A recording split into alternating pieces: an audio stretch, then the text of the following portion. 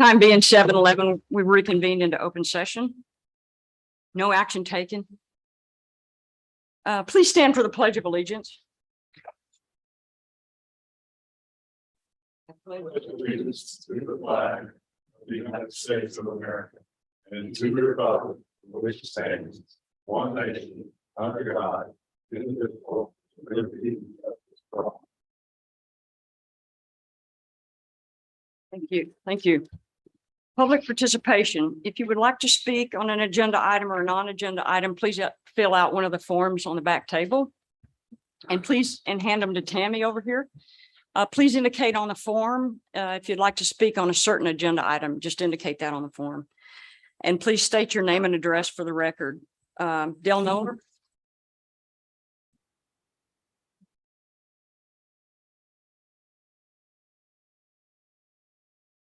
My propaganda first.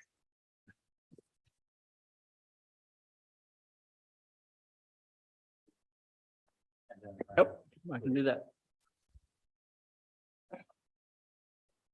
You got that up there for Jim Strange, I think. Del Noller, 739 Seals Road, Bartonville, Texas. I want to give you a quick update on what's going on with the Upper Trinity water that we're trying to build a lake up at Lake Ralph. This is also very pertinent to Lantana because they receive the water from Upper Trinity also. As you read through the brochure, you'll see the things that I want to quite quickly trying to describe.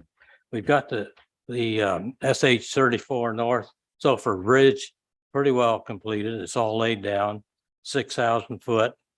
And then there's another bridge over a creek that's 600 foot. And if you want to watch it, there's a website in there. As you can see, the last piece of the bridge that was laid out. Construction continues on a 2.3 mile dam. And SH 32 bridge will be pedestrian friendly, which we plan to have a lot of people walking across it, I guess. We continue acquiring land for the lake, 32 miles, and then a 32-mile underground pipe to for water. We have about all but 5% of the land for the lake itself, and we have to condemn that now because they're a little stubborn about giving it to us. And then on the pipeline, the 32-mile pipeline that goes down and connects to a pipe from Cooper Lake, which we have an agreement with another party, Irving. We share it. And that water then goes into Lake Louisville. And that's primary source of the water, one of them. So that's kind of how that works. A fossil museum will be built.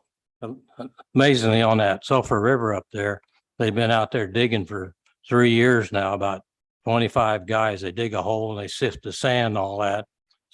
So all the artifacts that they're finding there will be in a small museum that will be on the property.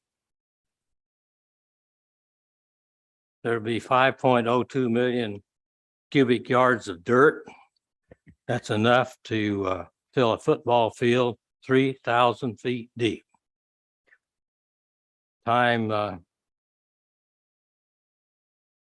We started this, you see on the back page, the timeline for this.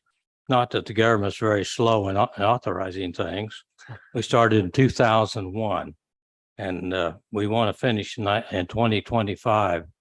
And it's a good thing because with all the people moving in by 2030, we'd anticipate we wouldn't have enough water to service this area.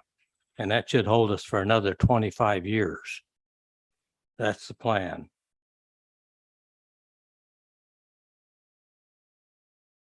So that's it.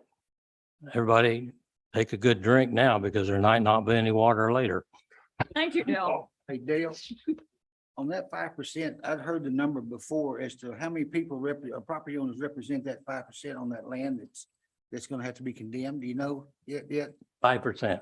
You know how many people that is? About, well, in the lake itself, there's only about 3 people. Yeah, I thought it was And down on the pipeline, because you go through the area is clear from up there down to where we hook onto our system. There was 80 properties that we had to go across, and I think 15 are in combination now. They even had to pay McDonald's. They didn't want to sell, they didn't want us to dig a hole across their land. This condemnation thing is really weird to me. You go across the farmer's land and you got to pay him now about, I don't know, $20,000 an acre, and they prorate that down. So it's very expensive just to put a pipeline. They can farm on it and do anything, just can't build a building. I can't understand why you have to pay so much money for that. But the county up there has been extremely cooperative. They are now in the process with us of setting the standards for the lake.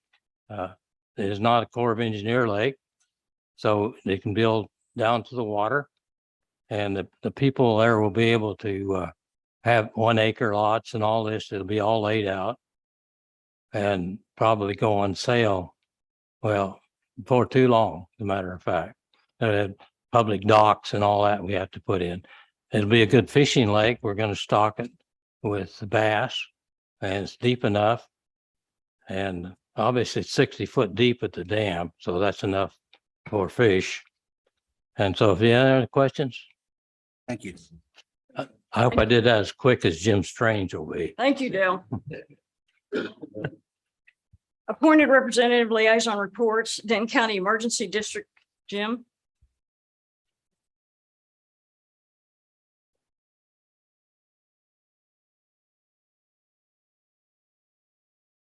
Sorry. Takes too long to move these days. Well, Dale, you know, when we rebuilt the house in Argyle, the old condemned building downtown right there behind the police station, we must have dug 2 buckets, Home Depot buckets full of fossils. I'll let you look through them someday. I know you would. Anyway, how y'all doing? It's good to see y'all. Thanks again for everything that y'all do and for allowing me to do what I get to play and do with these folks. For the month of August, it's October, I know. 153 EMS calls, 114 fire total for the combined is 267. Out the door with 1 minute and 14 seconds. Amazing time getting out. And response time to dispatch to arrival is 7 minutes and 27 seconds. Our time still being at 6:54. I haven't had an update yet. And I thank the folks across the street, since they have a neighborhood station, it's even better than that. Bartonville incidences had an unauthorized fire burning fire. I can't imagine what that fine was during the month of August. Oh my gosh. 321 EMS injuries. In other words, people who are sick or got hurt. We had 11. Motor vehicle with injury, 1. Motor vehicle without injury, 1. And we rescued an animal, but I forgot what it was. So I remember the horse in winter, but. It was a horse on Porter. Oh, yeah. Oh, in the mud? No, it was the cow in the pond. Yeah. That's about it. Oh, Yeah. You're welcome. chief showed up, so we all got to meet him, meet and greet with the chief Vaughn, and saluted him, and he can hardly wait to get to work over there. I can't imagine. Moving from Carrollton down here, and he's gonna move here somewhere. So that'd be a good deal. Thank y'all. Thank you, Jim. Jim. Police chief report, Chief Dow. For the monthly reports for activity in September. We'll start off with the officer initiated totals for the month of September, 323 total. And of those 323, 134 of those were traffic stops. The next graph you should have there is the calls for service, which typically generate a report of some sort. Looks like we had 103 total. And then the fire and EMS calls for September, we had 3 that we responded to. So the total calls for the month of August were 390 and the month of September were 429. So they went up a little. Some of that dealt with the traffic stops. We had 2 crashes. Both of those were on 407. We had 1 at Branch Crossing and 1 at McMakin. I wanted to talk a little bit about, we know we just had National Night Out, and I'd like to publicly thank Tammy and her crew And also, we had some several folks, council members and crime control members that came out and helped. I don't know if any of you folks attended, but it was a big success. Looking forward to next year, and of course, all the sponsors and vendors also. And we got to do the drunk cart, which that was fun. So we are, excuse me, are having our drug take back. It's a national thing, and it will be Saturday, October 29th, coming up right here in the parking lot from 10 a.m. to 2 p.m. So feel free to bring what you have. We have some information on the website that can kind of clear some things up if you have questions about what you can and can't bring, and then how to dispose of certain things. So feel free to swing on by if you want to for that time. That's it. Thank Any you. questions? I just want to thank you for, like you just said, National Night Out, all the work that was put into it. I know Officer Scudder and some of the other officers and Chief and Tammy did tons of work on that. I appreciate that. Thank you. Thank you, Dan. County Administrator, Thad? Start with the investment report.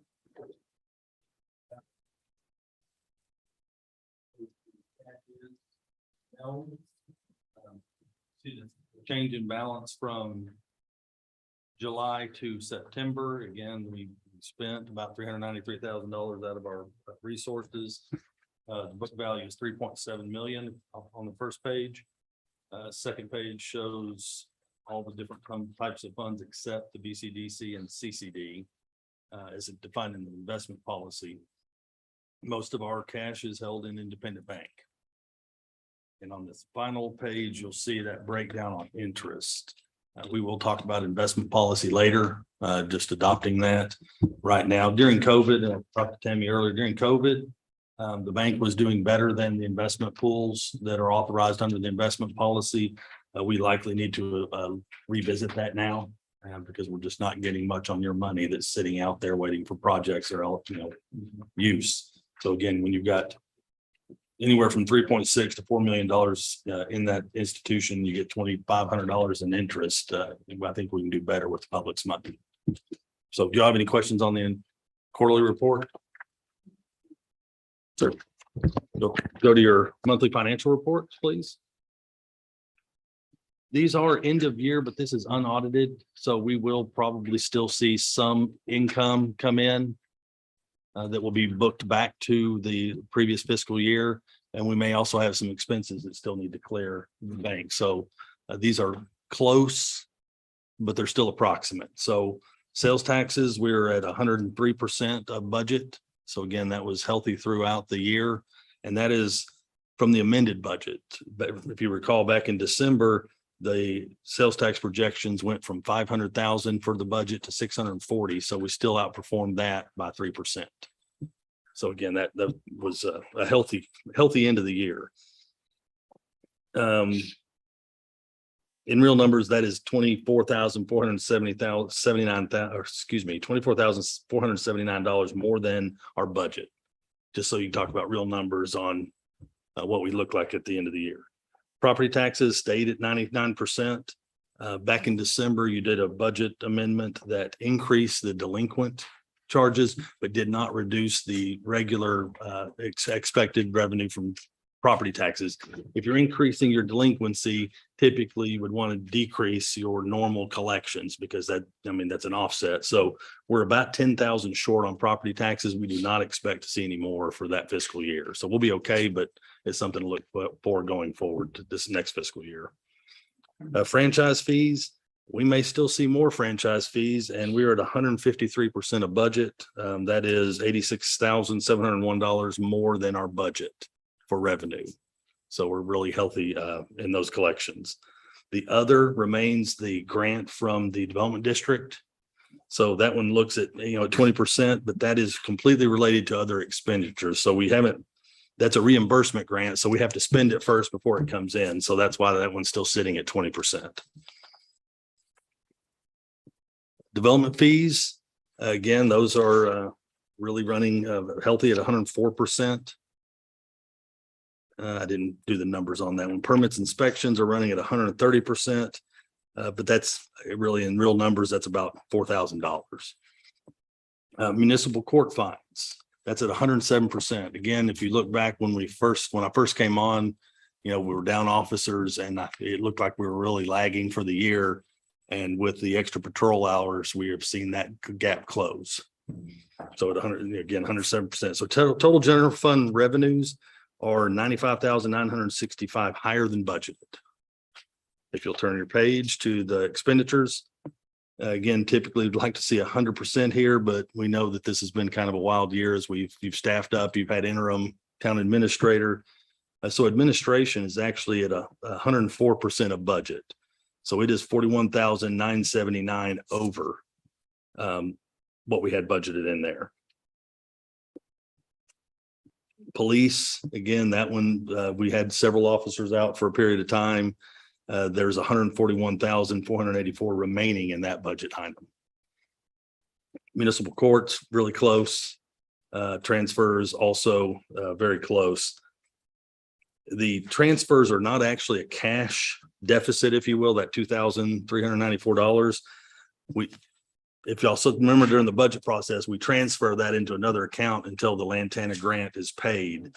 So the cash still remains in our hands. But again, it shows a book deficit or a paper deficit there. Do you have any questions on the general expenditures? Per department, again, we'd like to see 100%. And we see under 100% for salary and benefits, supplies and maintenance. Contracted services, that one is overdue primarily to the having an interim administrator that came out of contracted services and the engineering expenses related to those 3 subdivisions. Again, so that's why that one's running really hot. It's 132,000, but that's relates back over to the other page I showed you where we were running hot in those fees. Other Ted, The under contracted services. I don't have that one written on here. It just says under contracted services, other. I just wondered what the other was. Sorry, I didn't break my paragraphs. Others running over due to the first payment being booked for the broadband project. So again, that was the money that's coming in. What was that, CLFR? So again, we booked an expense there. The money is sitting in another account. So it's showing that deficit. Sorry, I didn't break my paragraph and thought I'd left it off. And do y'all have any questions on that one? No, sir. And then police, again, this is where we're going to use the budget amendments to balance out. Police was down staff for quite a long period. So there's still 113, actually $141,000 under budget in the police department. And every one of their categories is under 100%. And if you look at capital, again, that one is related to the added in December with the budget amendment, and that's $59,000 is the grant for law enforcement equipment from the development district.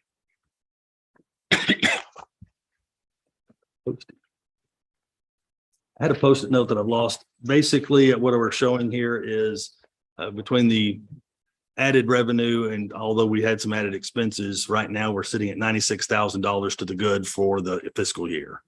We don't expect that to change much. I mentioned there may be some additional revenues and expenses. We think those will balance out. I'll answer any questions you may have. Questions? Any questions? Thank you. Appreciate that. Number G, consent agenda. This agenda consists of non-controversial housekeeping items required by law. Items may be approved with a single motion. Items may be removed from the consent agenda by any council member by making such a request prior to a motion and vote on the consent agenda. Number 1, consider approval of August 16th, 2022 work session regular meeting minutes. Number 2, consider approval of September 6th, 2022 special meeting minutes. Number 3, consider approval of September 30th, 2022 regular meeting minutes. And number 4, consider approval of September 26th, 2022 special meeting minutes.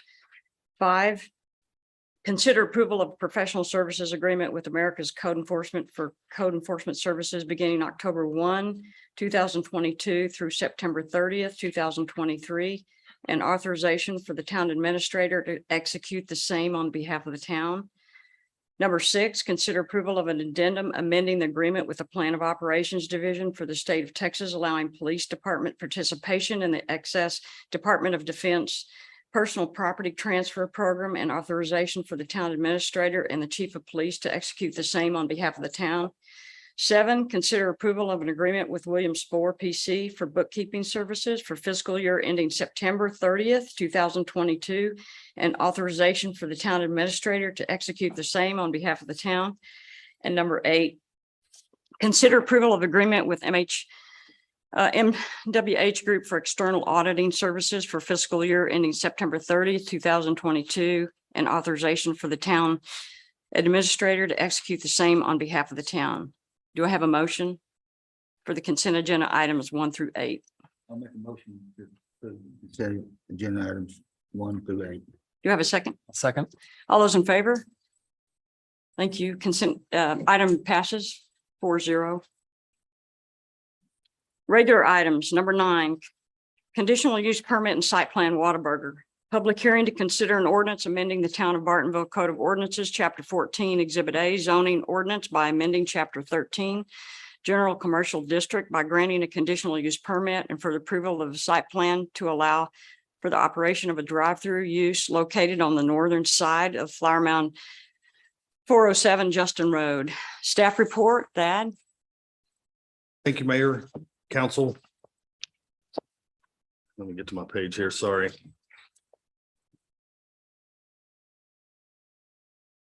Whataburger has applied for a conditional use permit due to the drive-through that they are proposing with their restaurant.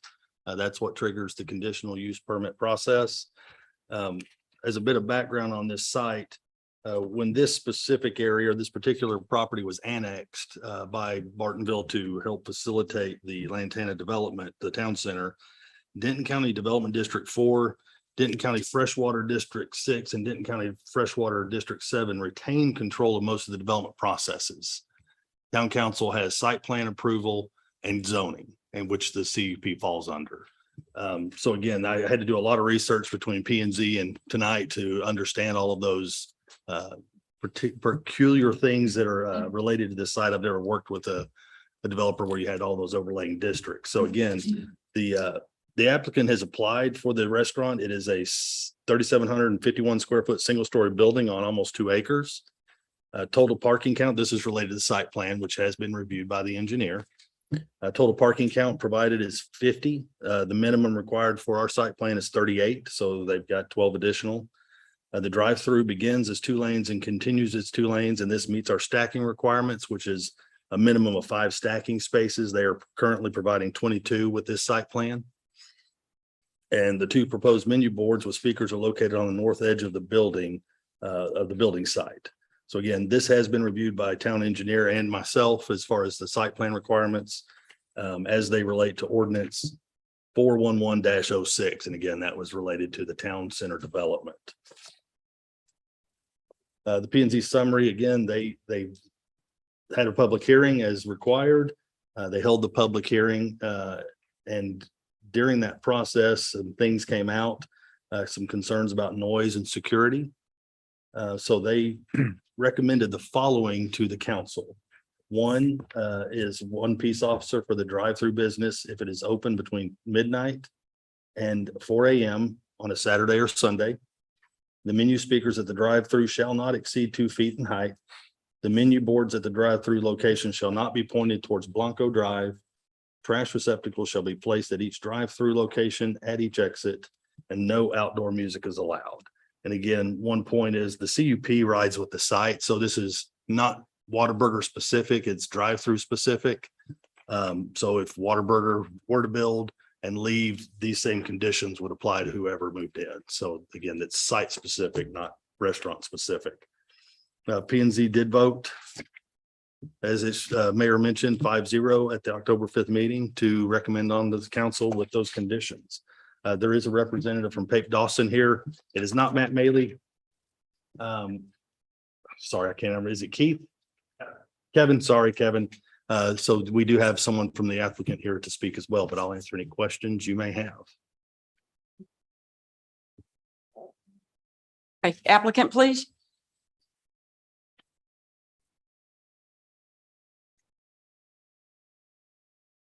So good evening. As Thad said, I'm Kevin Murphy, 201 Main Street, Fort Worth, Texas, with Pape Dawson Engineers here on behalf of Whataburger to get this conditional use permit approved. I think Thad hit all the points. There were some handouts that were left over from the previous P and Z meeting that I think he said would be, Should have this at your place. If you want to. and a couple of exhibits. So basically I'm here to talk about some of the site features and some of the things that we've done from an engineering perspective that are hopefully going to mitigate some of the concerns that were brought up at the P and Z meeting and that will be brought up tonight. So I guess the first thing is basically the menu boards. We've decided to orient those towards Blanco Drive, away from the residential area. So the goal with those is that they will face Blanco, but they will not be pointed towards the homes. And that pulled up some renderings. So we've also, that's our current drive-through lane. This was a rendering done by our architect. So there's several trees, and on the left there, that is Blanco Drive that connects to FM 407. So there'll be a row of trees and then a row of bushes like that to screen the drive-through from any residential property.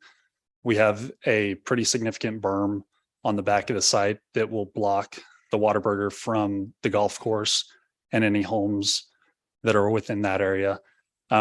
We also have a football field and a half, I believe, between the nearest home on the property. So we've got 450 feet between menu boards and a residence. So we believe with all these steps that we've taken, we can mitigate some of the noise concerns. Speaking to the security concerns now, I know that that's an issue, and I'm not here to speak on Whataburger operations. I know that they're a 24/7 restaurant and they want to stay open 24/7. They, based on conversations we've had with them this week, they feel that since this is just for a conditional use permit, they don't feel that a security officer is warranted based on site location, crime statistics, and local business practices. So I think we're okay with everything that Thad mentioned, but they don't want to move forward with item number 1 in the ordinance. And so that's kind of my spiel. So I'll answer any questions at this time. Chief? I want to ask a quick question. The speakers, do they have volume control on those? So they can adjust them in the evenings or turn them down or up? Not that I know of, but they are below the 2-foot limit that was agreed upon from the P and Z meeting. And I think they're 1.25 feet above ground. So they will be as close to the ground as they can get them. But I don't know about the volume control.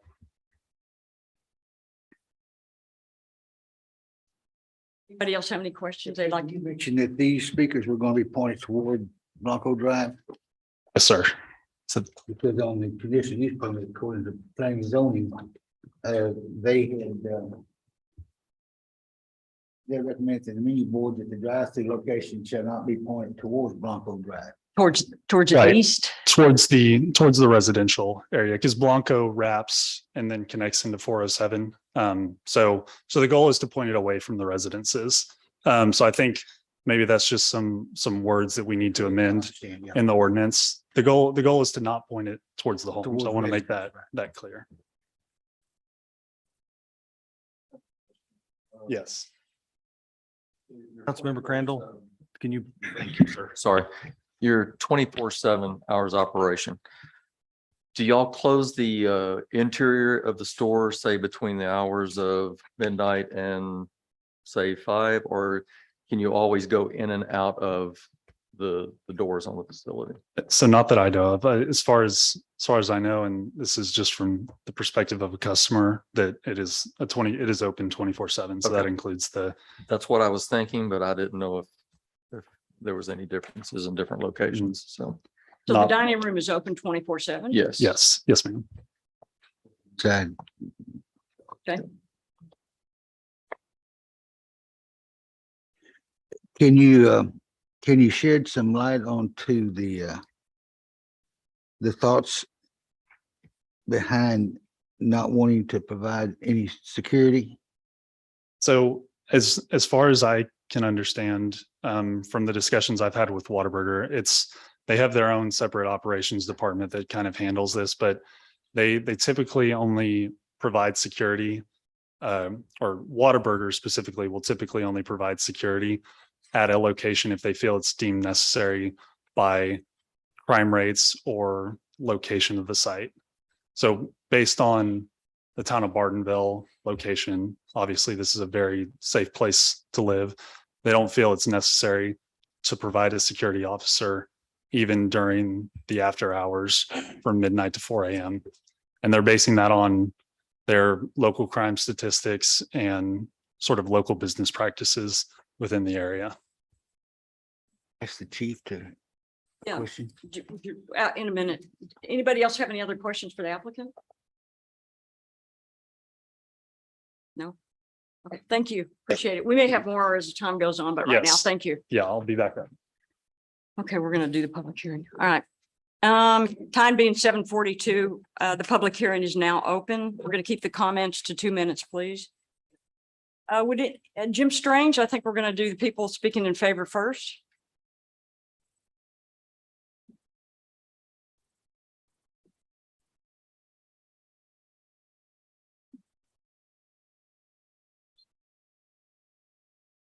Jim Strange, 995 Dyer Road in Bartonville, Texas.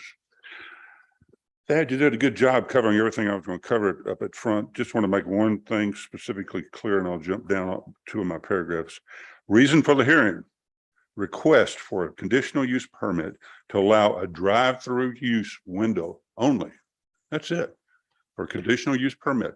Otherwise, all these little special things that planning and zoning reviewed and said, yeah, we'll give business and we'll talk about that and we'll go talk about that. That's not part of the CUP. The window only. Traffic, that's not part of the CUP. Zoning, it's already zoned where it's supposed to be. The property is zoned general commercial district with the drive-through window authorization permitted only on a conditional use permit. So that's why we're here. That's why we're having a public hearing. For all intents and purposes, all this hearing covers, the town, whether they agree or disagree with applicants' requests for a drive-through service, they can still open the restaurant, or they can go through the process of building it and having it walk-in or drive-up only restaurant. Who knows? They might put gas pumps out there. I'm not sure if this will allow it, but regardless of the traffic concerns and those that were filed as generally opposed to the restaurant, this location will become a business. I'm sorry, but it's going to be a business as well as the one just adjacent to it and the one over on the north side of the street.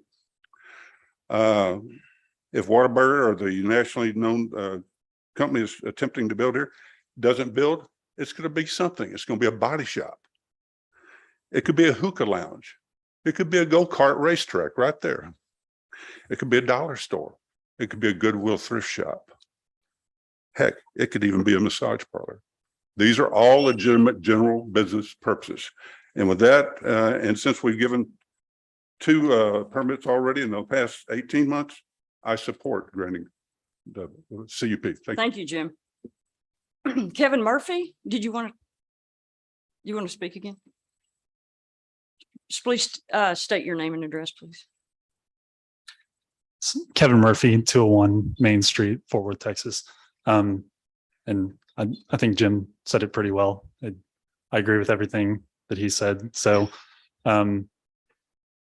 Whataburger, I do know in conversations with them, I can say that they're willing to be cooperative and they want to be a friendly neighbor and they want to be a part of this town. So they're very excited about this development.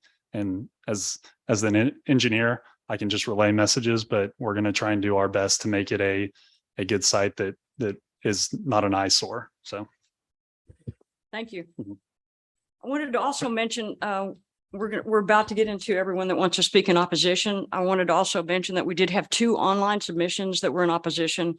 I believe the day of the P&Z meeting. So I wanted to mention that. So Rudy Garcia, please state your name and address.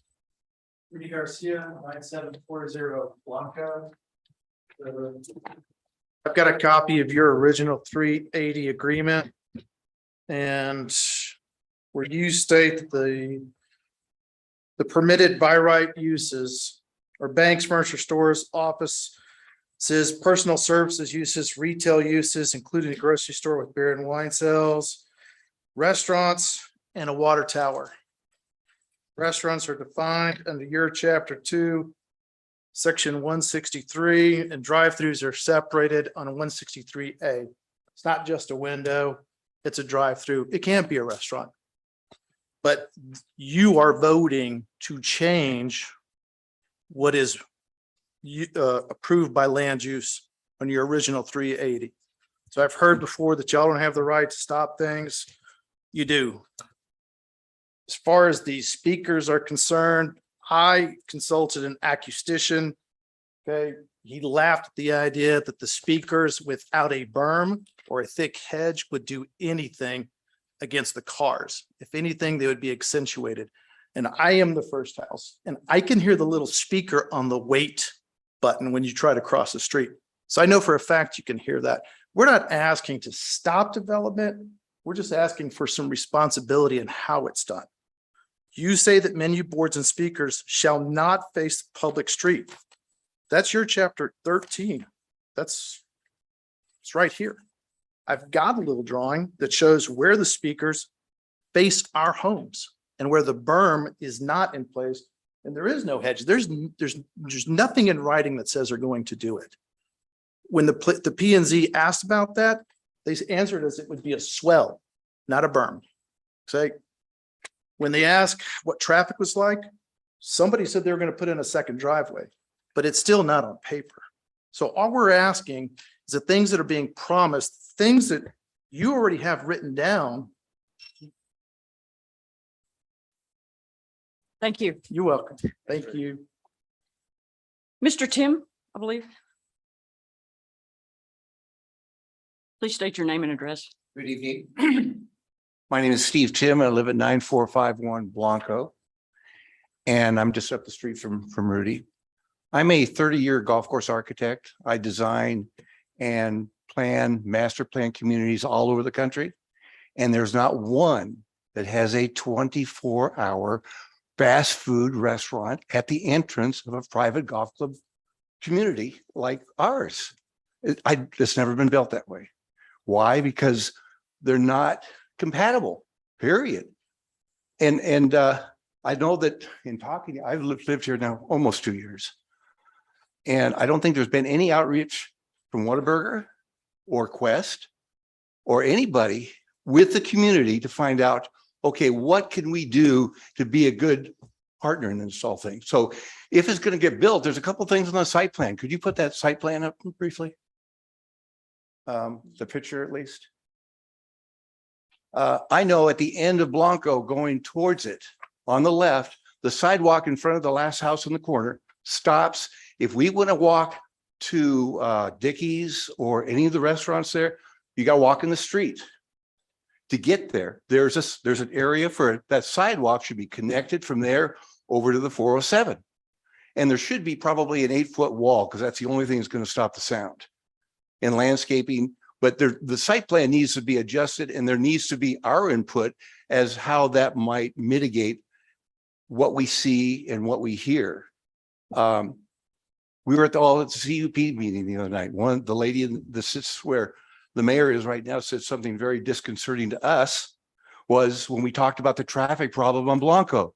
She says, well, you Lantana people drive through Bartonville all the time, so you're just going to have to get used to it. That's what she said. And it was very insulting in my view.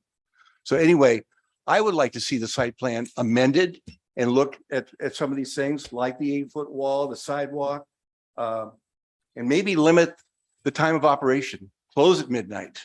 Open at 6. That's what I would like to see, or at least it should be discussed before all of this comes falling on us. And just one last thing, I know my time's up. I saw a picture of a Whataburger here that didn't have the circus roof on it, the orange and white circus roof. The one you just showed here didn't have it on it. Is that what they're building, or are we going to get the one like down on 407? That is a real problem in my view. But it's just not conducive for a private club residential community, in my view. Thank you. Thank you. Robin, Tim? I'll give my time to read. Is that possible? Sure. Mhm.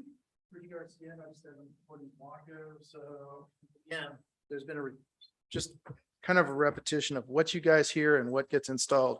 So Brakes Plus, I was here. I remember you guys. The fire lane ran around the longest access of the building. What was actually permitted is the fire lane runs in front of the building, the shortest access. It's 175 feet from the front of the building to the back of the building, 50-foot lengths. So that's 6 hoses they have to put around the backside. There's no dedicated stoppage for an engine to get to the back of that building. There's nothing on this site that shows a fire lane. There's one little fire hydrant on the corner of Blanco. So what you're looking at is an incomplete safety plan. You don't know where your Argyle firemen are going to come in from. Supposedly it would be the farthest corner closest to the golf course. They would be sharing the stack lane and they'd be trying to make it to the building. So, I mean, I understand that you have to vote on this and I understand that it gets passed on to another district, but I mean, I have the paperwork that we talked about. I saw that fire lane.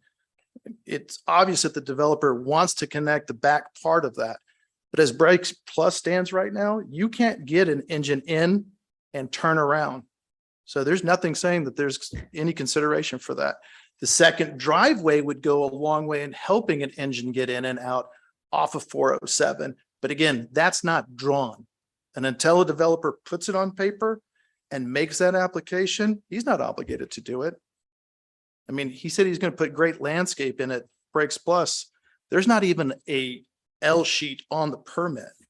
There is no landscape plan on the permit. So again, the things you're being told sometimes are misspoken or they're out of their expertise, but they're not being transferred to you.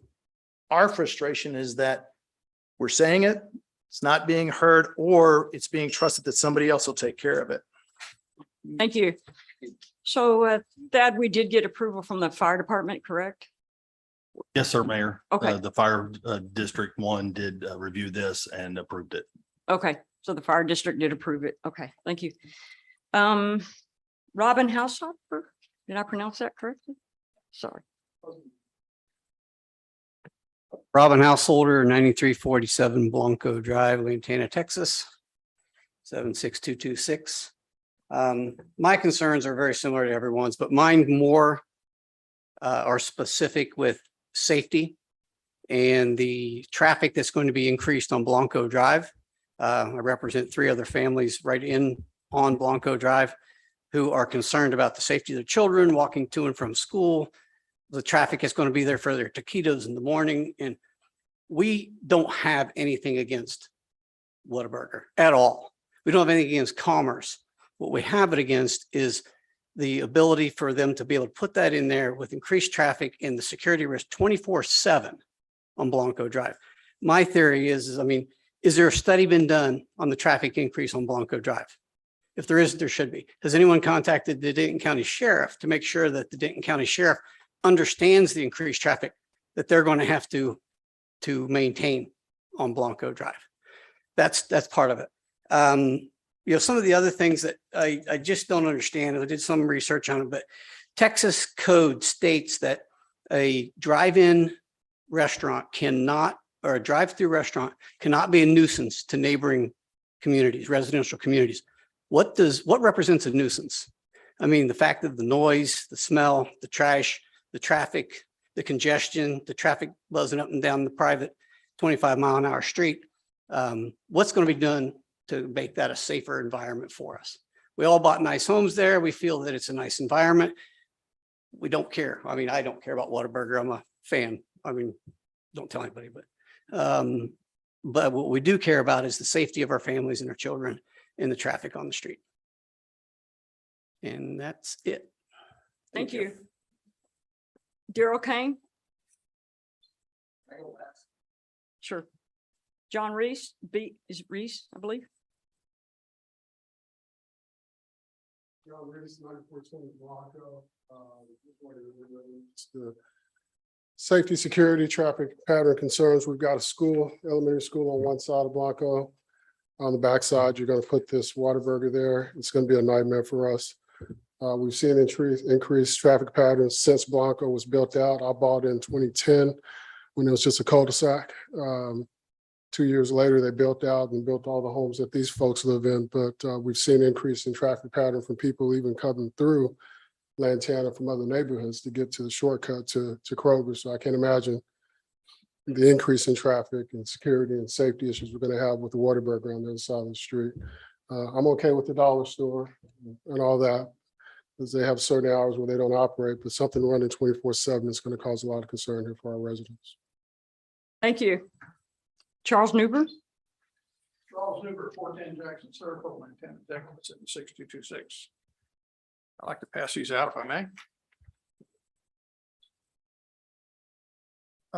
For the benefit of you, Mayor, thank you for having us here. I brought up during the last visit that before they cut Blanco through, we didn't have any traffic issues. Since they've cut it through, we've had lost 3 mailboxes and a tree, honest to God, a tree, because of distracted driving, people cutting through Blanco that didn't live there, that didn't know where they were going, and distracted driving. So to us, that's, when is that mailbox going to turn into a kid on a bike trying to get to school during the morning lunch breakfast rush? So that's something I brought up last time. And I can't imagine that that even Bartonville wants the element that's going to be brought into, and even Bobby Dow, police chief, you brought that up, that the wrong elements are going to be invited into Bartonville and Lantana because of the 24/7. You ought to see the party that goes on down on 407. Have you ever been down there at 11 o'clock at night? It's really quite amazing. Noise levels. Thad, are you familiar with the property code, state of Texas, what it says about noise levels? Sir. Right, but Texas would override, would it not? Texas property code states if you can hear it on your property, it's too loud. That's what it states. Anyhow, just want to make you aware of that. Is there any cooperation that could be had to put up a fire gate down at the end of Blanco where the houses stop? Something that would stop traffic from going through our neighborhood. I don't think there's anybody here that would say they wouldn't want that. And that way you put up a fire gate, fire department, fire and rescue can have access. And then we don't have to worry about the traffic. We don't have to worry about some of the noise at 2 o'clock in the morning, people racing down the street. So that would be considered. And then Bobby, thank you for bringing up the safety issue and wanting to place a police officer there. Can I just finish this one? Sure. Your police officers are wearing vests because they need to be safe. At 2 o'clock in the morning, there's 2 kinds of people out on the roads, those that are law abiding and those that aren't. Right. And those that aren't are the ones that are going to collect over there. And that was the concern and the reason to have a peace officer there. Out of due respect for police officers everywhere. Don't you care about the safety of that officer that's going to have to stand there? What are you inviting into the area? Thank you. Thank you. Charles. Ray Peltier.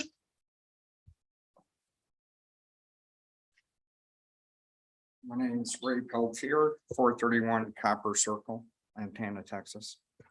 I appreciate the opportunity to comment, Mayor. What I have to say in opposition echoes a lot of what's been said in this meeting as well as the last meeting. Safety being one of the concerns. The other day I was working from home, been going back to the office, but since this last meeting, I've been noticing a lot of things and relating it to this Whataburger. I don't know if any studies or any considerations have been taken to look at the other end of Blanco, the exit towards Razor School during school zone times. I could hardly get out of my own neighborhood because of the amount of traffic with families picking up the kids. The other concern I have, I think, is the type of business. The only reason I'm standing here is because of the 7 by 24 hour nature of business. I'm all for business. Of course, types of business matter. But a 7 by 24 hour business that's emitting noise, smell, and the type of business, food, which somebody's going to go is certainly different than you know, another type of drive-through window where somebody may be picking up a prescription, you know, during business hours. Also, last Sunday, during the last meeting, I think somebody was talking about the engineer was discussing the amount of traffic in the lanes and the parking. And they were talking about some numbers. I just happened to be driving by the Whataburger on 377. It was probably 7:45 in the morning. I was going somewhere else. But I thought about that statement and I looked and the drive-through was full and the parking was full. And that surprised me. I never paid attention before. And then the speakers, I laughed to myself over there, the speakers being 1 to 2 feet from the ground. I was thinking about, I have 2 dogs, they're both 1 to 2 feet from the ground and you can hear them anytime they make a noise or bark. My neighbors know that we're out. All I have. Thank you. Thank you. Christopher Wilkie? Yes, thank you.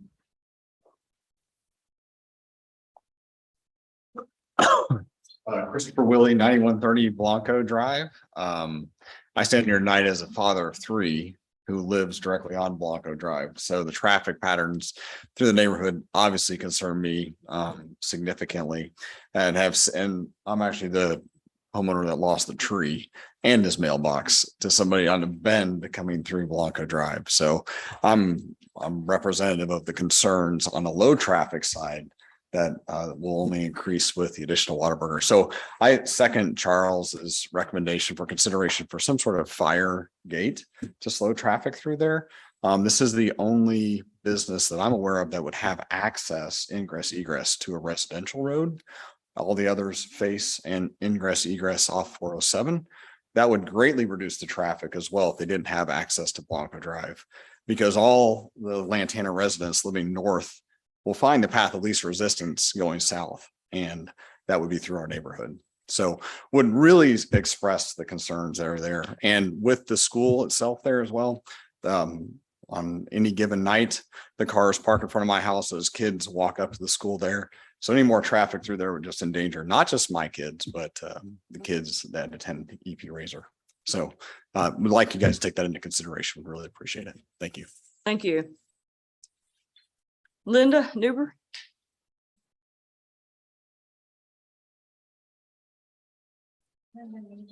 In Jackson Circle, we live on the corner of Jackson Circle and Blanco. And I guess listening to the gentleman who was in favor of it, it's not the fact that we're opposed to a business being there. It's the type of business, the 24/7 drive-through. And you drive by any Whataburger, 11 o'clock at night. Allison was pointing out the one on 407. Traffic is backed up down 407. This is 11 o'clock at night with 2 lanes of drive-through. And, you know, it's just not appropriate to be there at the entrance of a neighborhood, especially since the ingress and egress is on a residential street. It's not like it's next to the neighborhood. It is literally on our street that goes through our neighborhood. It's just not an appropriate place for it to be.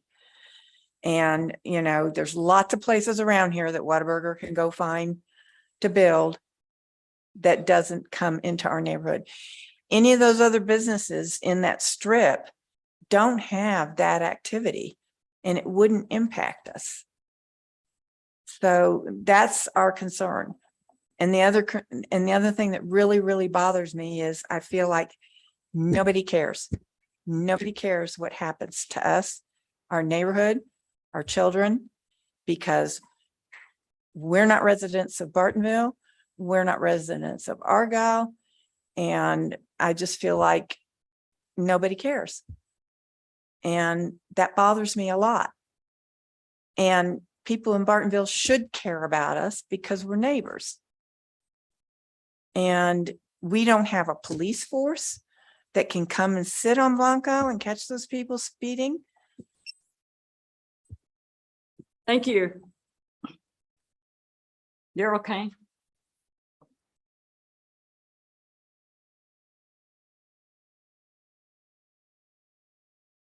Daryl Kane, 9611 Blanco, and I'm only going to take a few minutes and then yield the rest of the time to Rudy. I want to thank you guys. The other meeting with the planning and zoning was a joke. The attentiveness was a joke. When people were speaking their 2 minutes, there were people in your seats that were talking over them and not paying attention. The rude remark from the, whatever her title is, about we abuse their streets cutting through Bartonville. There's no Bartonville neighborhoods that we have to get through. But I want to thank y'all for the attentiveness and the professionalism. Y'all should extend that to the Planning and Zoning Commission because it was a joke. I yield the rest of my time to Rudy because he knows what he's talking about. Is that okay? Sure.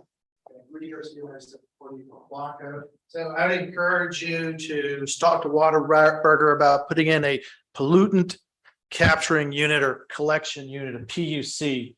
It's a big kind of air conditioner looking thing that sucks all of the airborne grease and contaminants and aromas and runs them through a series of grease and HEPA filters. Waterburger has used them before. The specs, I have them. I've been doing this for 35 years, so I know exactly what I'm talking about. I know how it goes up. I know how much it costs. They can put it into the figures of their construction and it's not impactful, but it would save us from having to smell them.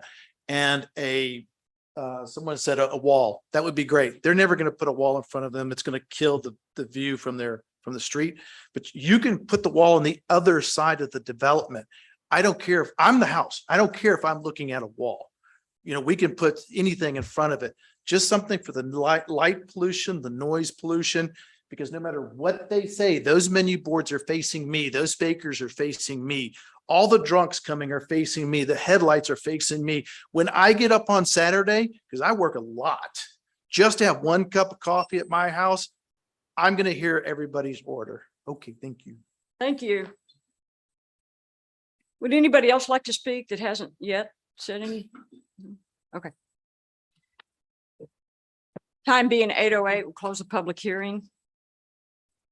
Would the applicant like to say anything? Kevin, would you like to say anything? Yes.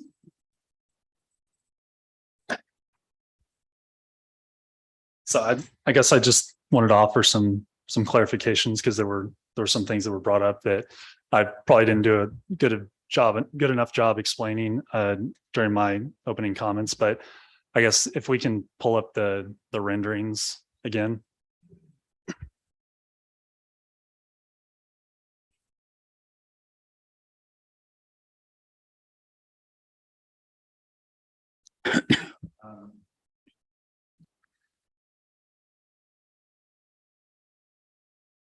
If you can go to the one for the front of the building.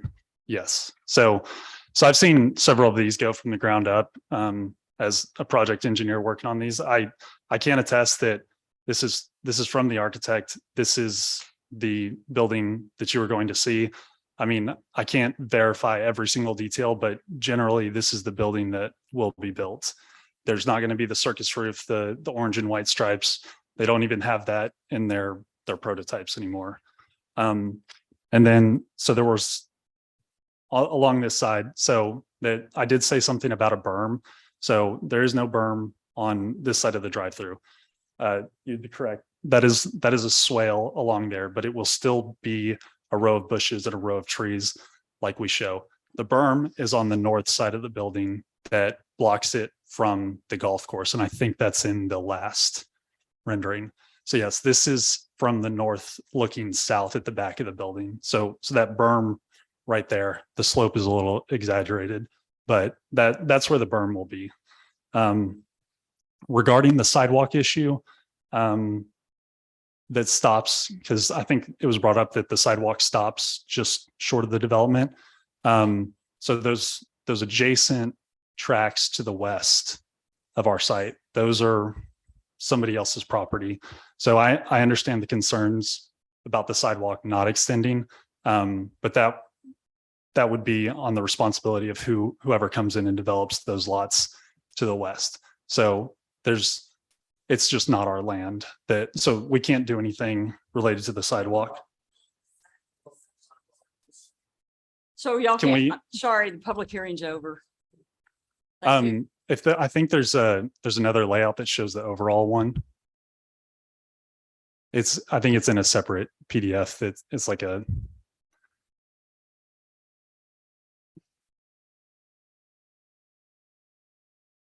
it was something that was last week. It was a more scaled out image that showed the houses and the distance.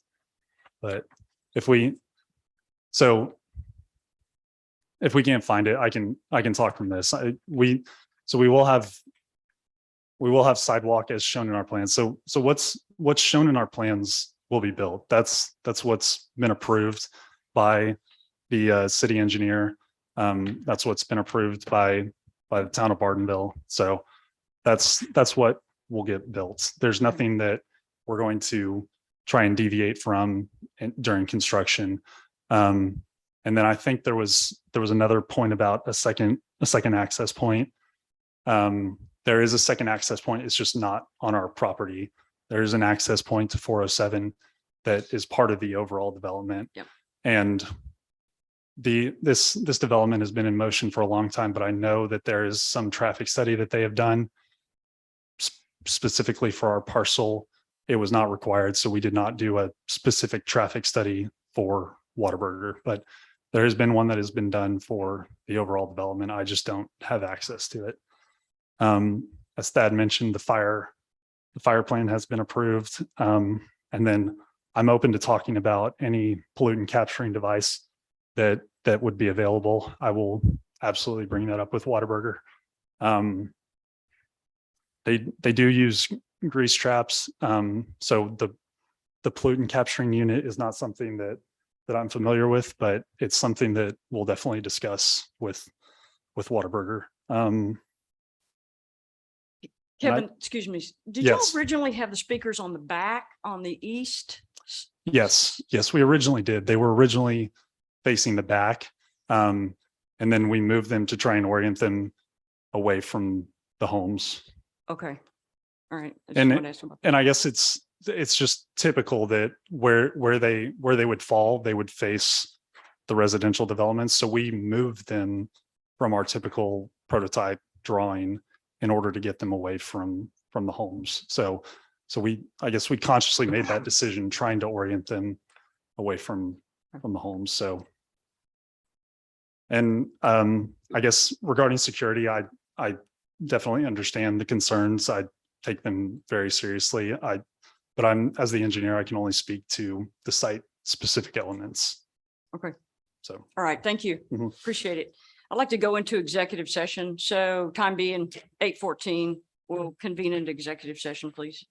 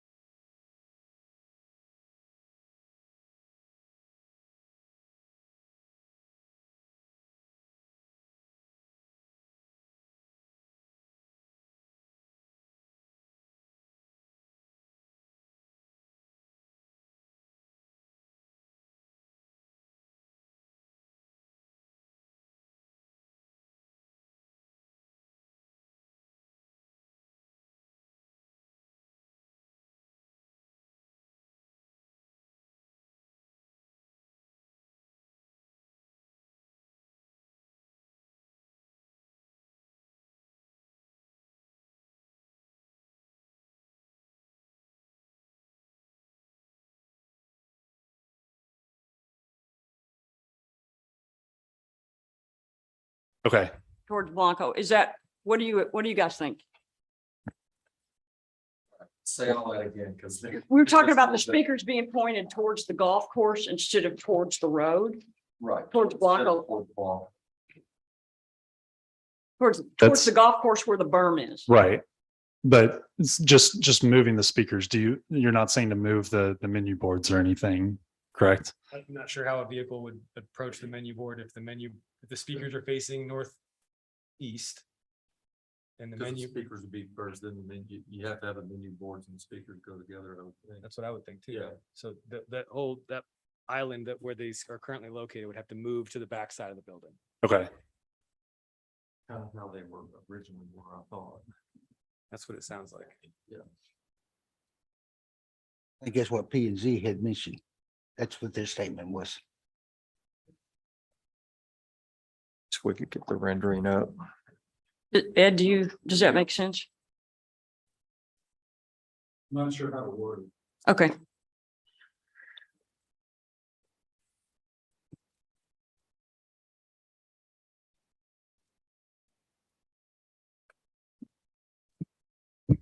Well, let's, See that berm, there's no height to it. There is, there's a 10 feet. Yeah, there is. There's There's a an 10-foot elevation change. it's But it's an 7, existing elevation change. it's gonna be 7 feet, Clay, above the speakers. Okay, I thought they said 10 inches a while ago. No, 10 feet. Okay, that's no. It's okay. 10 foot Yeah, above that's the, better. Just The using site the plan. existing adjacent topography. Yeah. Okay. Yes. It's nothing they're doing on their on the own. backside where. Yeah, where 10 he's- foot makes a difference.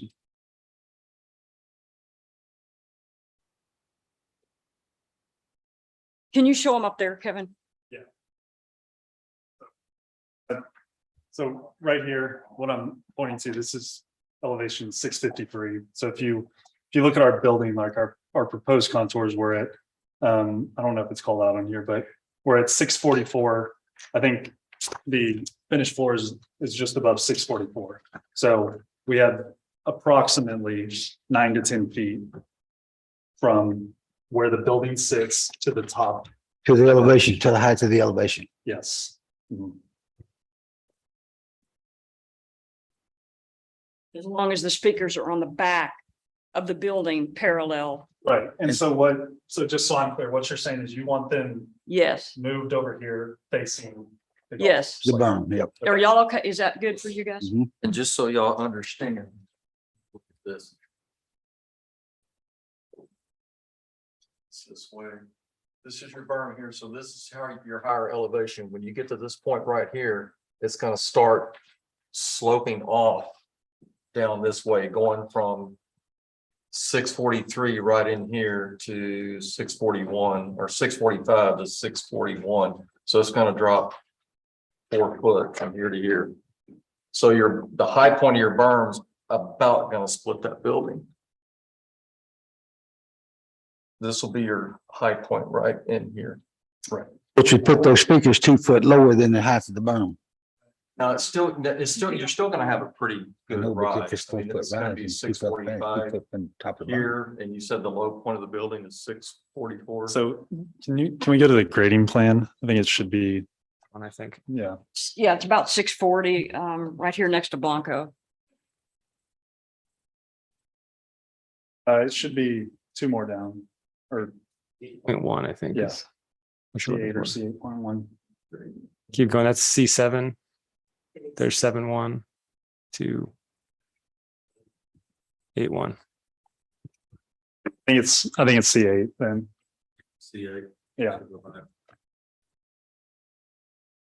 Go up 1 more. Okay. So it's at 645 then. Right. Building? Yes. Yeah. The finished floor of the building. 645, and you got a contour. This is 645 right here. Right. So this dark shaded contour Yes. right there, that's what we'll pick up at our property boundary right there. And then this is, So this would essentially the slope. berm's gonna be right here, and Right. this is gonna be more flat and open here. It'll slope away and back towards Blanco. Yes.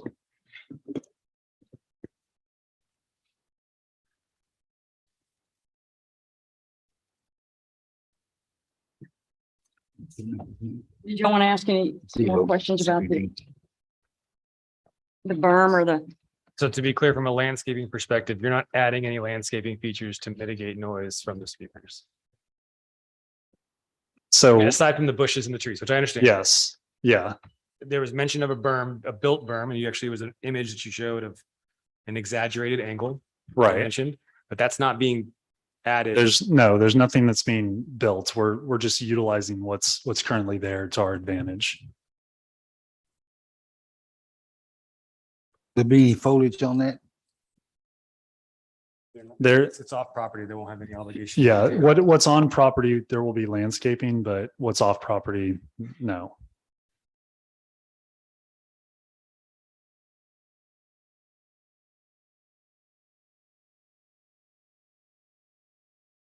So what's indicated there then? In the rendering behind the white car?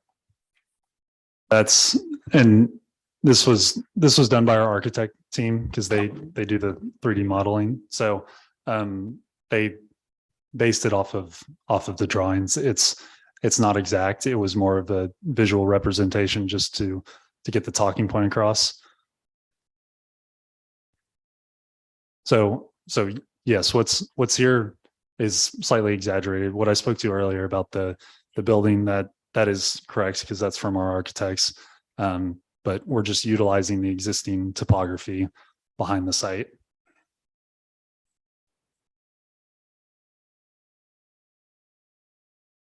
Trees, none of that stuff will be there.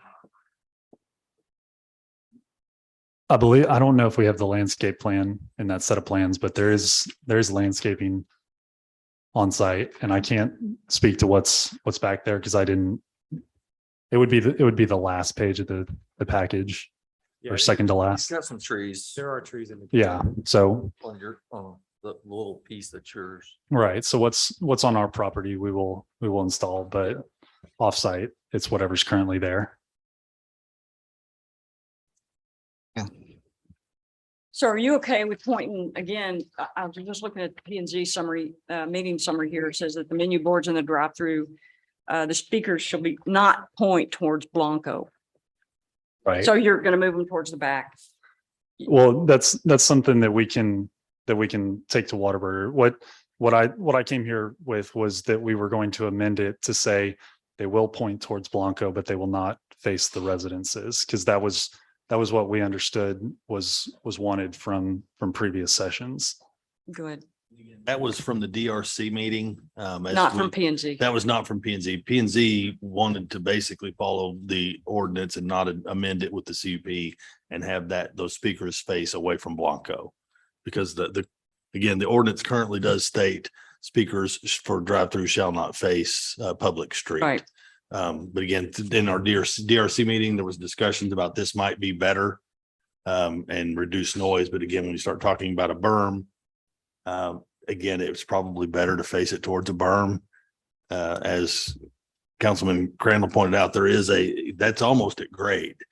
Whereas you've got to be real careful where you point those speakers, or you're shooting it right down the drainage swell, and it's, you're not going to buffer anything. So again, that placement with this understanding now is, I would say you would want those speakers placed towards the berm, whatever that orientation is. If that's the feature that's going to be used to buffer, that's where you'd want to face those if the council so chooses.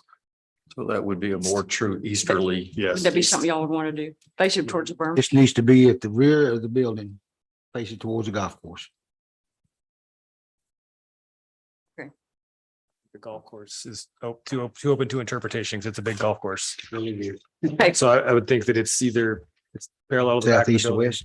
So I guess in the notes, then I would look at the site plan, and the cars may not be on here, but pick a car position, because that's how Whataburger designates where their menu boards is. They like to see it at the fifth car. So if y'all want to state that in order to The do this sixth- development. Yeah, the 6th or 7th car. Is that what Okay. we're looking at? right Yeah, here? but I'm just saying that will help us convey what's wanted. So it's not just an arbitrary, like, facing towards the golf course. They stack from the window, or do they start the stack at the rear? Kevin? From the Say window. Car number what? Sorry, from the window. Yes. From the window? Yes, so it should be currently at car number 5. I think that's too close to Blanco, car number 5. I think it would need to be around the corner, 6 or 7. We have up on the screen the stacking. So on the inside lane. Okay, 2, 3, 4, 5 is where it.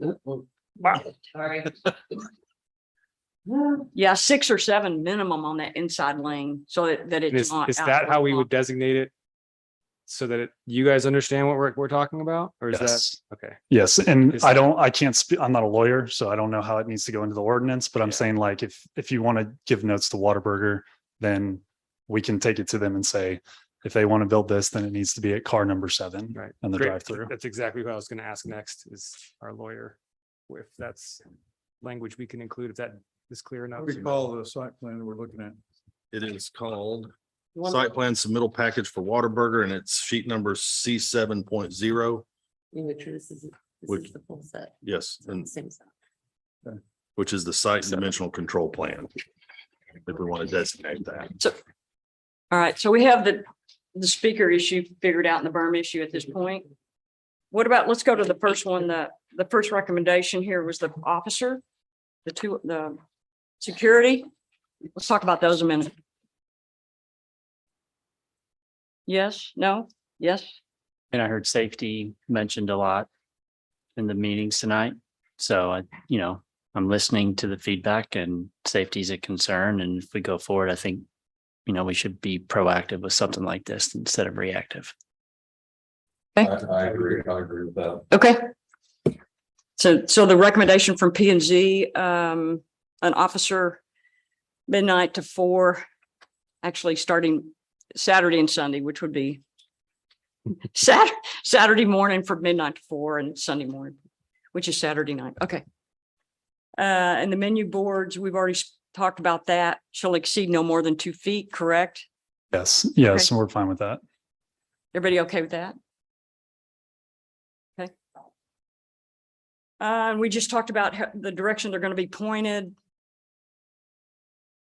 which is about the 7th car on 1, 2, 3, 6th or 7th car on the inside lane here. Right. So we're gonna write that up also. Yes, and that's something that we'll take to them. So Okay. if that's the direction that we need to go, then Okay, yes. thank you. And then number 4 is everyone's okay with that. Trash receptacles, of course, the drive through and the exit. Okay. Number 5 is no outdoor music, of course. Okay. Do I have a motion?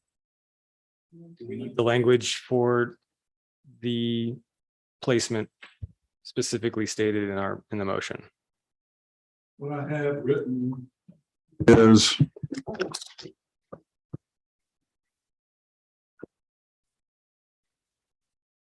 that the speakers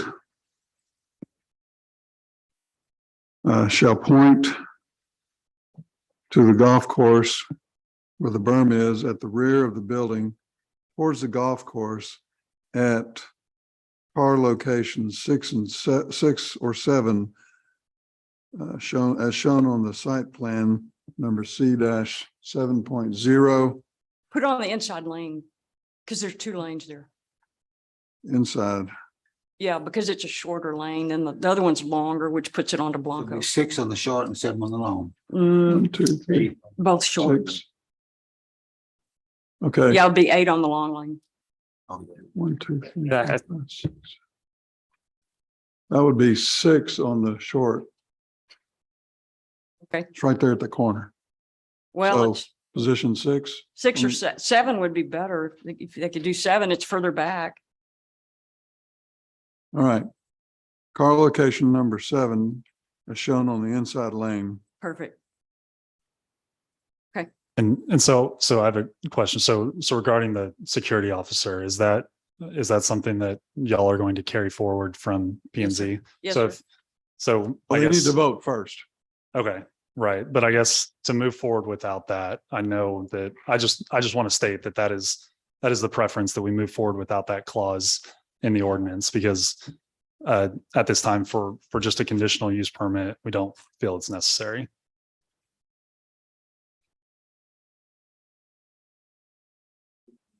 Okay.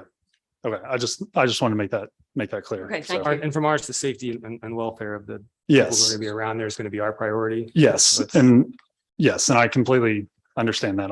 I just want to relay the information that I was given. Thank you. Thank you very much. That's good.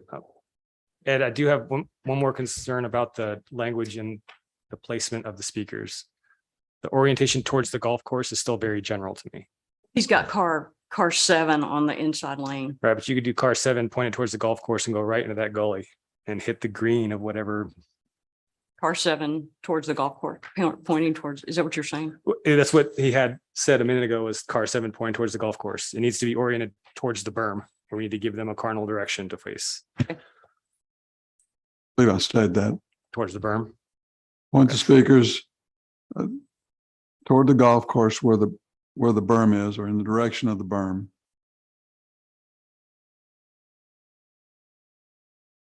At the rear of the building, towards the golf course, at the location of car number 7 on the inside lane position as shown on plan C 7.0 of the site dimensional control plan. Okay.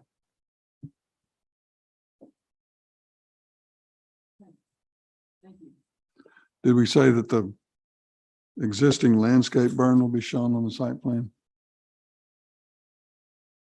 Is that possible? Where'd he Can go? Can you show the existing berm on the site plan? So typically we're only calling out proposed improvements. So the berm is not a proposed improvement, or it's an existing feature. That's what I'm asking. Can that be shown on there? We can call it out, but there's nothing that we can do to alter it or Is it not on your property? no, It's not on the property. no.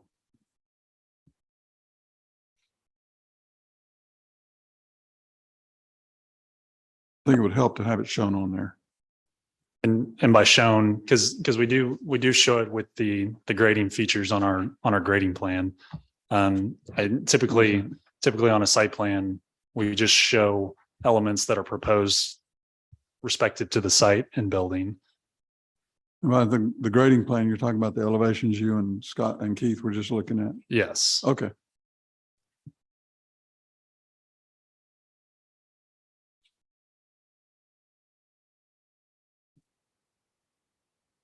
All right, well, you can't require them to show something that's not on their property. No, I mean, Okay. because the owner of that We- property, they could do away with those berms We've already got it shown on the grading plan. next week, but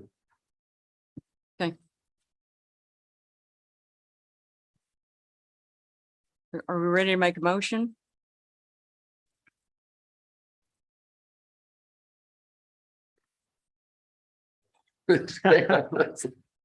Um,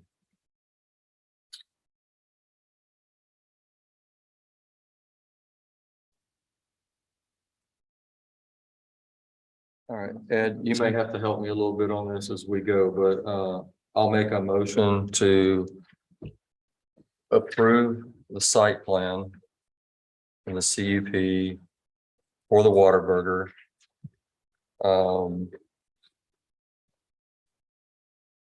As proposed by planning and zoning with number 2, the menu speakers at the drive-through locations on the property shall not exceed 2 feet in height and shall be oriented on the eastern side of the building at car location number 7 in the inside lane.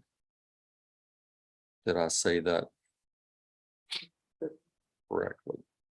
Facing towards the berm and the golf course. Oriented on the eastern side of the building facing toward the berm on the golf course at car location number 7 in the inside lane. Okay. All right.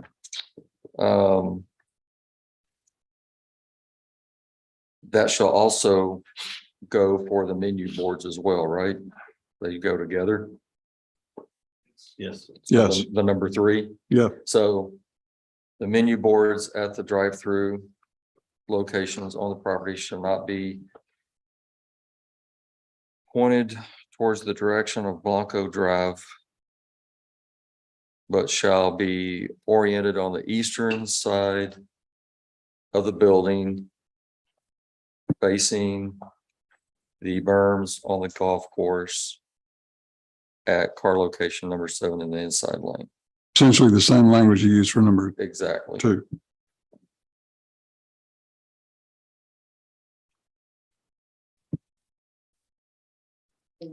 Trash receptacles.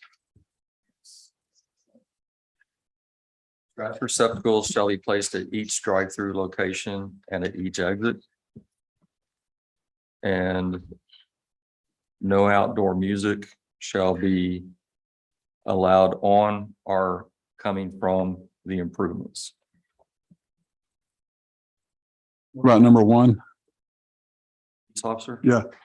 I thought I did that one. Yes, number 1 as proposed. Okay. Do I have a second? Second. All those in favor? Motion carries 4-0.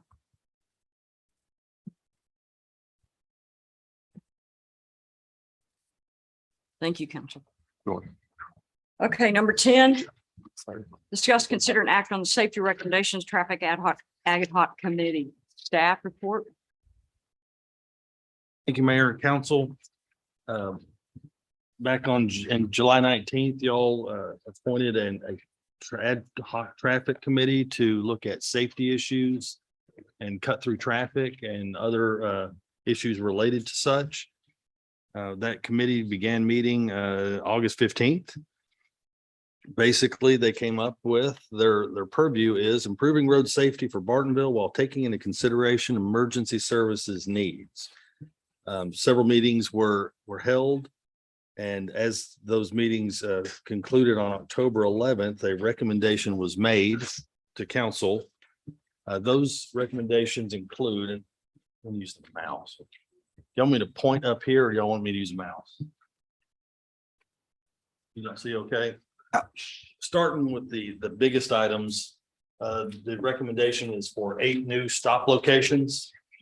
Those are the red markers you're seeing at Broome and Porter, at Porter and East Jeter, at Jeter and Gibbons, and also at Gibbons and Frenchtown. So those are 8 new stop locations being proposed.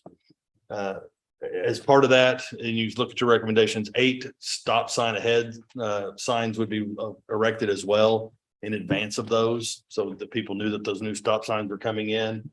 And if you look at the blue stripes, those are rumble strips. Do you have that in there? I wanted to show you an example. White stripes. We looked at different methods of, again, just notifying people of stops, curves, et cetera. You know, speed humps are a problem with emergency vehicles. We've looked at the grooves. Those are more damaging to your asphalt.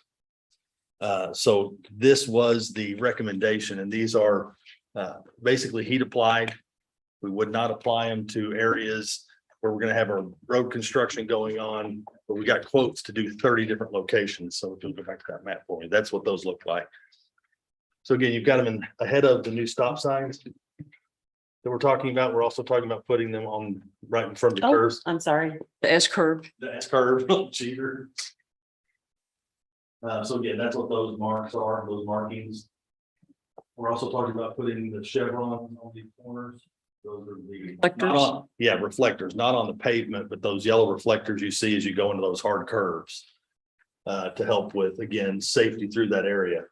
We have proposed, this is not exactly to scale and not exact to location. It's hard to translate, but once we get out in the field, if council approves this and we move forward, we will look at those specific locations and bring them back. Radar speed limit signs. Somewhere we're talking probably down near Broome, close to the entry of the community, but where they've picked up speed, and it'll be the radar sign that one will gather to the data. It'll say your speed and posted speed, and those will be, depending on what you'll decide to do with McMakin. Right now, all of those would be 30. Here's the one on Porter. And then where was that other one? I think it was. Looks like Gibbons. Gibbons as well. So that's 3 new radar signs with one in. There's already one over in Saddlebrook and Jeter. Yeah. And this will have the data collection. Yes, sir. So the chief can monitor traffic patterns, times, things like that. Speeds. Speeds, yeah, it'll give them 6 different locations, livestock signs and machinery signs with the picture of the tractor. The livestock sign has a picture of the cow. As we discussed, these are all standard. There is a little leeway, but not a lot. The sign company we use, Roadrunner, they use MUTCD, the manual for these signs, so they will look like everybody else's. Yes, sir. This would be for Mr. Boss. Those signs that we were talking about here, are they also governed by size by the state? Yes. Yeah. Actually, he talked about the reading material. I read the whole thing. Oh, And they are. He's a glutton for punishment. Yes. Well, depending on speed, that dictates how large the signs are. Highway signs are big and. Yes. rural- local signs are Yes. small. Yeah. So, and I only fell asleep 3 times while reading it. We were also looking at striping for no passing zones and the reduction of the speed on McMakin to 30 miles an hour. That is currently 40. That's and 16 new speed limit signs at 30 miles an hour. So again, Keith and I went around, Councilmember Crandall, it's just us. Keith went and drove all of the community. Say Keith, it's all right. Looking at areas where we felt like that's where people are going to pick up speed and perhaps there's not a stop or a speed limit sign in that area. So again, we looked at, it's really about 14 locations. 2 of those would be new ones on McMakin if y'all decide to change that speed limit, because we'd have to change those out as well as, make sure that one says 30 as well. One of the other things that came out of there is the discussion over what happened with McMakin. When I'll get down on the speaker so you or the microphone. When the bond was being discussed with Denton County, there is a disconnect between our thoroughfare plan and the Denton County thoroughfare plan as it lays over Bartonville. So a letter was sent requesting that Denton County look at their thoroughfare plan, look at ours and match those, again, those different uses that they have. They show McMakin as basically a major arterial. And that's where you end up with those disconnects of when they say they want to improve it. If you look at ours, we're saying, hey, it should be rural collector, 2 lanes, 60-foot right of way.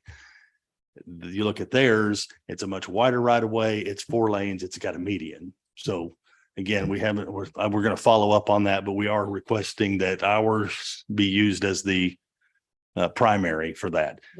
Counties be amended to match our road plan. So I sent a letter to Andy 2 weeks ago. Yes. I haven't heard back. I'm going to wait till after the election, reach out to him again. You had a preliminary conversation with him though about Mhm. that, and didn't he indicate that, yeah, we'll take a look at that? He or- told some other people that they would look at it. Yes. Okay. So hopefully they will.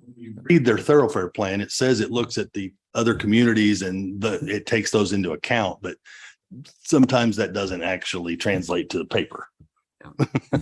They have bigger ideas or bigger plans on how traffic would go through. So Mhm. ultimately, if you look at the list of signage over there on the page 102, the letter is already done. We have basically a price per linear foot for striping with SPI. So again, that'll depend on how long that goes for the hills and everything else. So the recommendations were all of these different locations for all of these different signs, locations still to be determined to some extent, except for the stop signs, as well as reducing the speed on McMakin to 30 miles an hour. I can tell you, when we look at the health, safety and welfare, those were taken into consideration as part of the traffic committee. Lowering the speed limit in McMakin will require an ordinance change, either an amendment or again, modification, as will the stop sign locations. We list all stop signs in town in our ordinances. And I think that's required by law, because if you look at the stop signs in Double Oak, they have a number on the back. I'm guessing all of ours do as well, or they should. So you know exactly which stop sign you're at or where you're writing that citation. And the no parking signs. Oh, I skipped right over that. No parking signs have also been discussed. Basically, it gets so dark. We're seeing a lot of cars parking over off of McMakin behind Store. behind Kroger. And again, our officers have expressed some concern about safety of people drinking running across a dark street to their car over there on the other side. So again, that is in here. If you want to approve it, we can still discuss again placement as we go forward. I have two questions if I can. Number one, enforcement of all of our bicycle riders around the Bartonville area with those stop signs. So my question is to you, Chief, is does that going to dissuade those bike riders from riding through our neighborhood? Probably not. They'll just take their lump and And then the same question is around the safety with those rumble strips. Like I ride a motorcycle, those things are terrifying. So they're just little adhesive deals that you run, they make a noise, they don't vibrate or anything, they just, you hear it.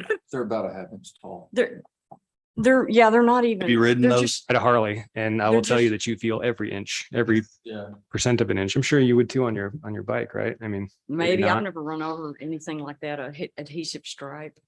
I don't know. Was there any discussion around the impact of those two things, of those strips particular on the bicycle and motorcycle community? There was not No. Specifically on that. Again, it was more related to the cut through traffic and Oh, the yeah, safety 100%. related to that. So again, we did not get into that discussion. Safety on the S curves and stop signs, we want the rumble strips before the new stop signs, so people see the stop signs and they don't go, oh, I didn't know that was there. And again, I believe our officers have been pretty active in enforcing on the bicyclists that they obey the signage, the stop signs, et cetera, and not roll through those. How's that going over? like I said, they take their lump and look forward to the next day. So they doesn't seem to phase them. But Are they learning anything? Or Sorry? Are they learning anything or? I think we I read a haven't seen couple. bicycle ticket. Oh, should have. And maybe give more. Ticket at next We amp up our patrol hours. Yeah, So what is a? There's a bicycle. So you give a bicycler a ticket for running the stop sign? Anything a car can be ticketed for, And except what's the, seatbelt. what's the fine? Same as car? Yep, I can't tell you what that price is off. You can get a DWI on a bicycle. Okay, so it's whatever the fine for an automobile is, it's the same for a vehicle. Okay. It's running a stop sign. It doesn't matter Yeah. what it's. What do y'all think about these new and improved road conditions we're trying to do here? Slow up the commuters and slow up the speeders, basically. I think it's a step in the right direction. I know from the citizens that have brought this to our attention, of course, the reason why we're addressing this is because of their request. You look at the increased traffic that comes through and the speed. My biggest concern is the traffic that's out there walking with dogs, runners and bicyclists. And I see it every day and these are residents that are speeding around these bicyclists. And I think it's because of their attitude. To me, I love seeing them because it slows traffic down. But there's residents out here that Literally, they speed up and they'll see a car coming and they'll speed up to beat that other car so They they don't do. have to slow down behind that bicyclist. So, do. hey, you know what? If it keeps a Diane Golden from happening, wow, that's cheap investment. Well, and I'll say this was on some of it, putting up some additional signage. It's actually going to help the chief and their officers do their job a little better, because when I first looked at it, there were 2 speed limit signs going east and west on Jeter from Bartonville Town Store to Frenchtown. That's it, just 2. At least if we put a few more signs up, people say, well, I didn't know what it was. Well, no, you should have. You just passed so many signs. And I think adding the town speed limit signs at the entrances of all our properties will kind of drive home the message that our basic speed limit's 30. Stock signs and the tractor beware moving, because we have a lot of Look at the that. results from Double Oak. It works over there. I'm hoping it'll do the same for Bartonville. Does Double Oak have our adhesive rumble strip thingies, or where'd we get that idea from? Because of the new stop signs we're going to put up, we want people to be aware. No, of no, I Hidden? know. Like, Yeah. are they used any Yeah, They're used in Denton. they're in Denton. We saw them in Denton. Okay.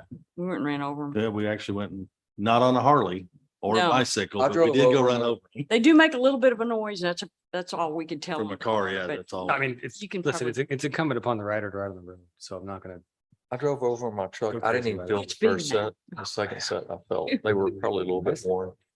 I But- can't use the bar, dude. So To your point, I didn't even think about the bicyclist and the motorcyclist. I mean, Clay and I and Jacqueline have, we kind of lived this the last, few weeks and months. So having fresh input, is I- not a bad. thing. Listen, I'm not opposed to them. I just wanted to know if there was any consideration on that, because them being right at the stop, so you have change in speed, change in balance, all those fun things as you're approaching those areas. I mean, again, like I said a moment ago, it's incumbent upon the rider to ride safely regardless of.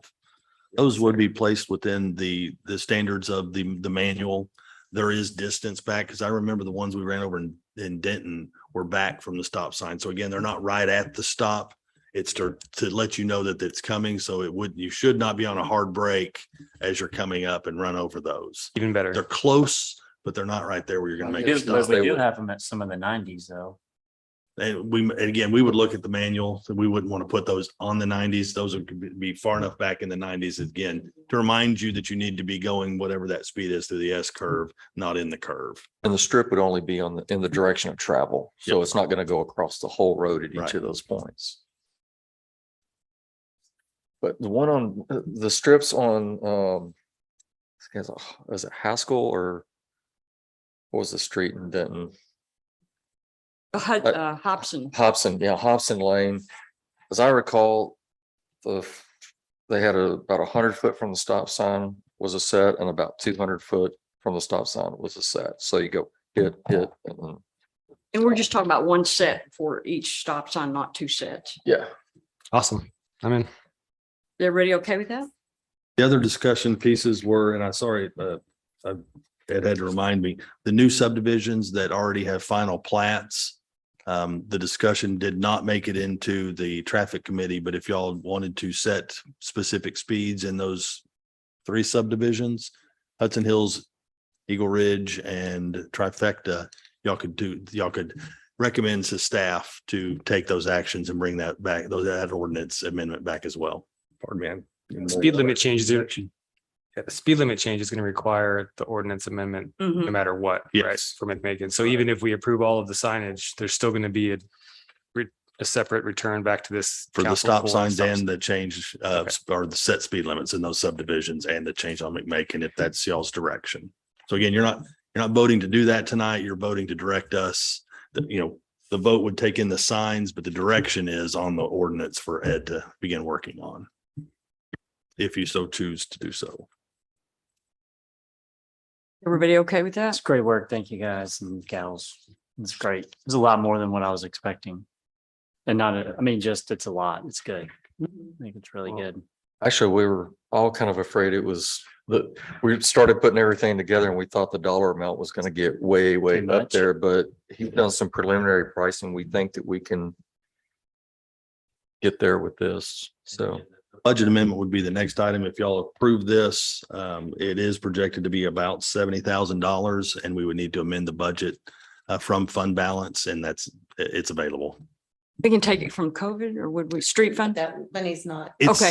That is part of your Okay, fund balance. Okay. That was rolled in during budget, so it's All not right. separate, but I mean, it's already road fund money. it's already Okay. in there. It's already in there. Pretty much. So everyone's okay with that, and then going ahead and adding 25 miles an hour to the subdivisions, the new subdivisions, I guess. Hudson Ranch is the only one right now, right? It's in Trifecta and Eagle. Eagle doesn't have roads yet, do they?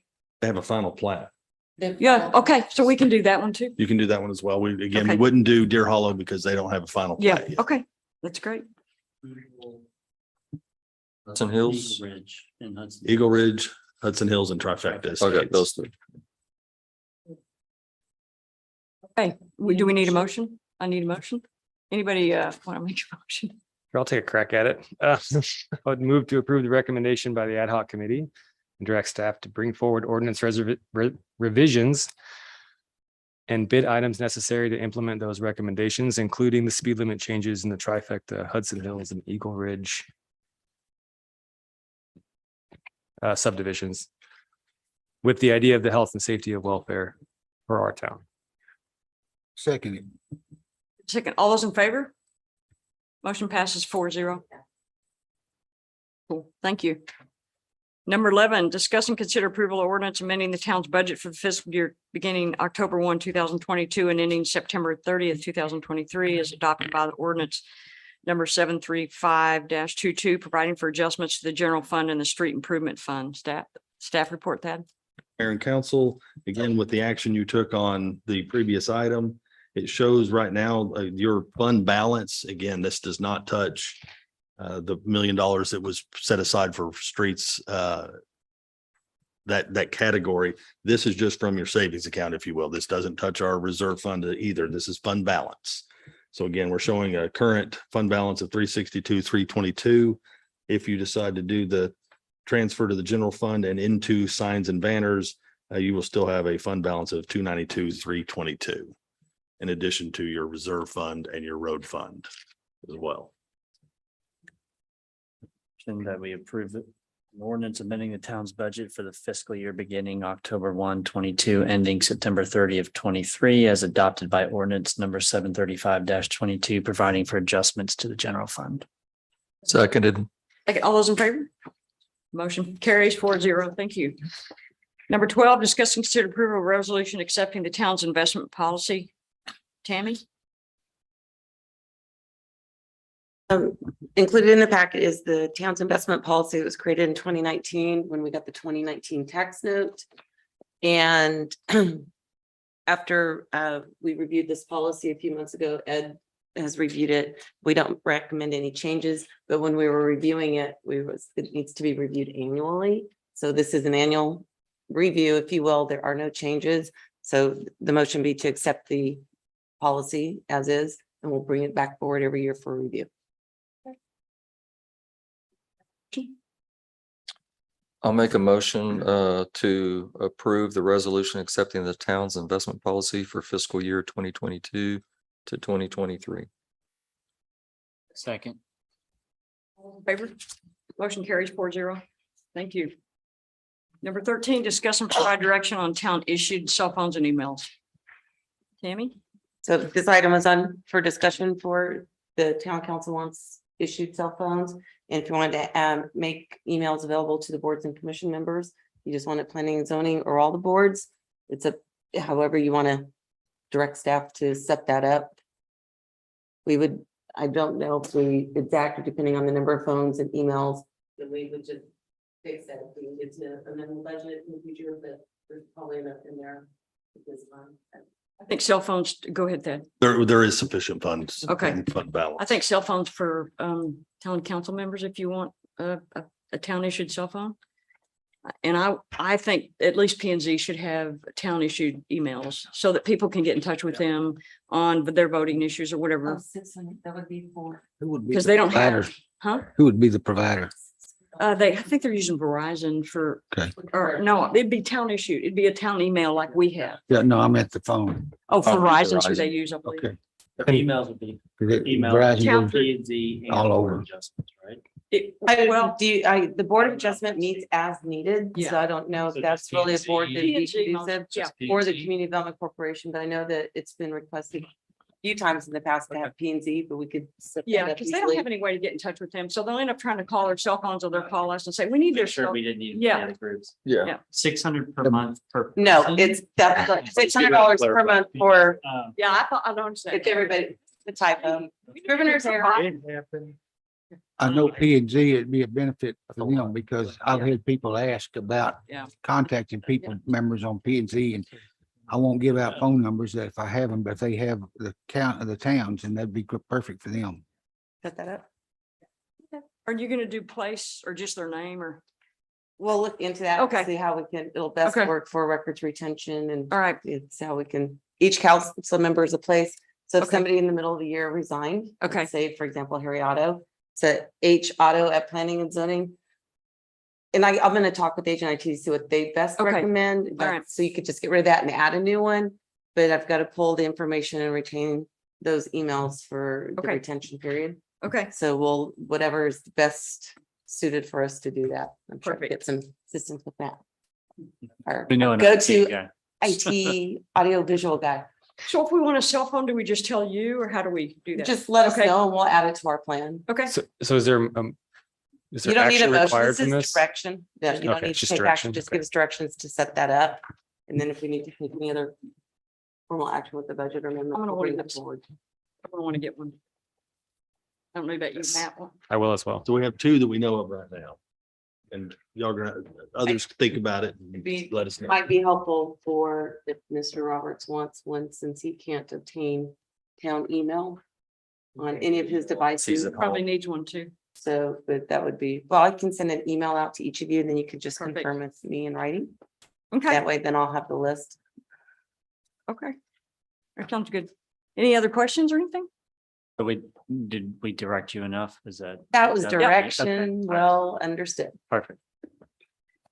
Okay, so any of future agenda items? We'll talk about the survey probably the next time in November. We'll talk about the survey results and all that.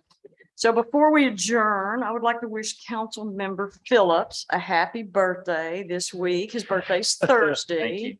Appreciate it. And I would like to also Was it tell 45? Council Member Crandall has a birthday, November the 6th. Uh-huh. Happy birthday to Happy you birthday. early. 46. So we wish you a happy birthday, both of you. Thank you very much. Happy birthday. Thank you. Time being 9:43, we're adjourned. Thank you. Appreciate it. Thanks, everybody. Do we need to sign that and put it out? No, just give it. Yeah. You know, I don't know.